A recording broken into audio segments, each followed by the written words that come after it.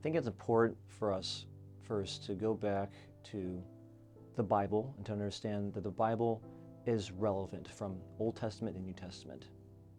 Again, this goes back to the idea of sola scriptura. The scriptures are primacy. They are the ultimate authority of the Christian's life. What the Reformation did was to recover and to restore the confidence of God's holy word, the authoritative word of God, in the minds of people, because it was dashed by the Roman Catholic Church. The Roman Catholic Church came to the point, especially the Pope, where this is the only interpretation of the Word of God. The Roman Catholic Church came to a point where they monopolized the interpretation and the understanding of the Word of God, to the point where people were helpless. They could not interpret their own. They dare not, because it would result in their death or martyrdom. But the Reformers inspired and recovered an individual commitment to the Word of God, its primacy and its relevance. As the Reformers taught through the Word of God in the 16th century, they applied it in ways, and they taught it in ways that were relevant for them.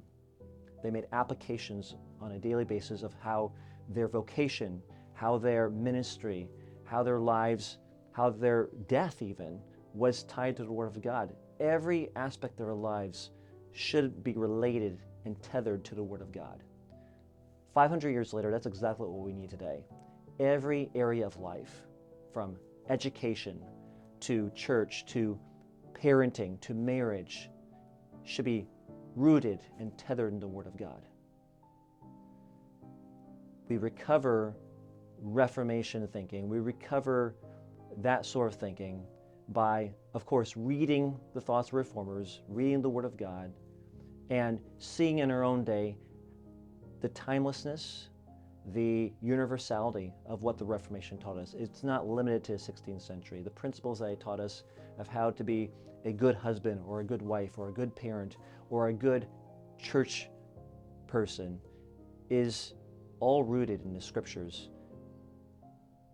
As the Scriptures are timeless, and insofar the Reformers taught us to be tethered to the Word of God, we can apply those various timeless principles to our own day, regardless of what the culture is.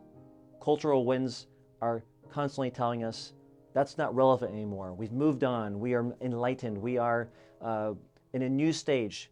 We can't apply Reformation Europe principles to our communities anymore. I want to come in and say, yes, we can. What Reformation Europe, what the Reformers and what the Puritans taught us from 400, 500 years ago does still carry weight, is still relevant today, because what at the core of their writings is Bible. It's rooted and founded in the Bible alone.